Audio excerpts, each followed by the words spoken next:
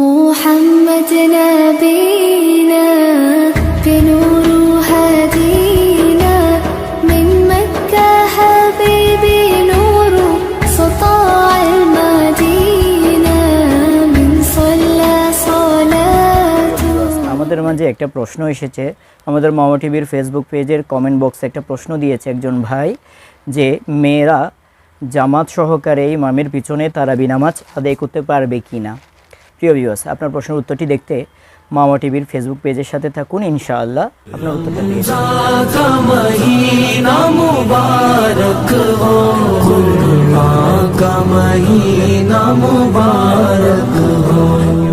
আমাদের মাঝে একটা প্রশ্ন এসেছে, আমাদের মামা টিভির ফেসবুক পেজের কমেন্ট বক্সে একটা প্রশ্ন দিয়েছে একজন ভাই যে মেয়েরা জামাত সহকারে ইমামের পিছনে তারাবি নামাজ আদায় করতে পারবে কি না।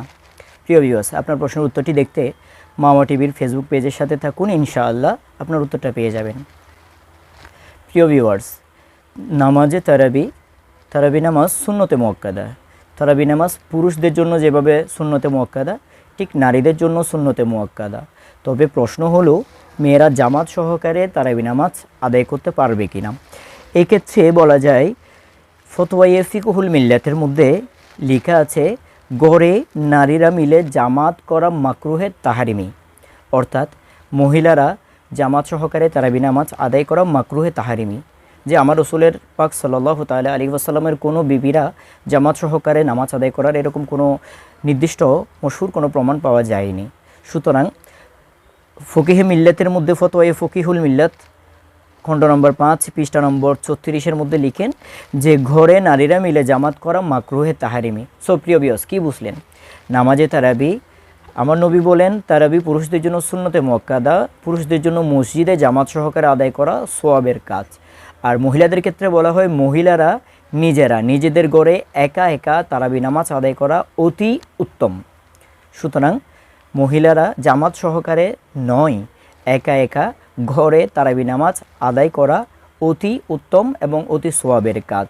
আর এমনিতেও একটা সময় মহিলারা মসজিদে যাওয়ার প্রচলন ছিল, কিন্তু পরিস্থিতির কারণে হযরত সৈয়দ ওমর ফারুক আজম রাদিয়াল্লাহু তাআলা আনহু জামানা থেকে আবদার থেকে এই জিনিসটা রহিত হয়ে যায়। মহিলারা জামাতে কোনো পুরুষ ইমামের পিছনে বা ঘরে মহিলা ইমামের পিছনেও জামাত করা যাবে না। তারাবি নামাজে তারাবি কোনো মহিলা ইমামের পিছনেও নামাজে তারাবি জামাত সহকারে আদায় করা যাবে না। কোনো হাফেজা মহিলা যদি থাকে সে নিজে কোরআন তেলাওয়াতের মাধ্যমে খতমে কোরআনের মাধ্যমে নামাজে তারাবি আদায় করতে পারবে। এক্ষেত্রে যদি তার ছুটে যায়, কোথাও লুকমার অবস্থান ক্ষয়ে যায়, তাহলে সে নামাজ শেষে আয়াতে কারিমাটা দেখে পুনরায় টেনে দিবে। এটা হচ্ছে নিয়ম মাসালা। সো প্রিয় ভিউয়ার্স, আশা করি আপনার প্রশ্নের উত্তরটা পেলেন যে ফকিহুল মিল্লাত কিতাবের মধ্যে লিখের ফতোয়ার কিতাবের মধ্যে যে মেয়েরা ঘরে তারাবির নামাজ জামাত সহকারে আদায় করা মাকরুহে তাহারিমি। সুতরাং আমার প্রিয় মা বোনেরা, আপনারা যারা তারাবি নামাজ আদায় করবেন ঘরে একাকী নিজেদের হুজরা শরীফের মধ্যে, নিজেদের রুমের মধ্যে, আন্দরমহলের মধ্যে একাকী নামাজে তারাবি আদায় করবেন। আল্লাহ আমাদেরকে আমল করার তৌফিক দান করুক, আমিন। আসসালামু আলাইকুম ওয়া রাহমাতুল্লাহি ওয়া বারাকাতুহু।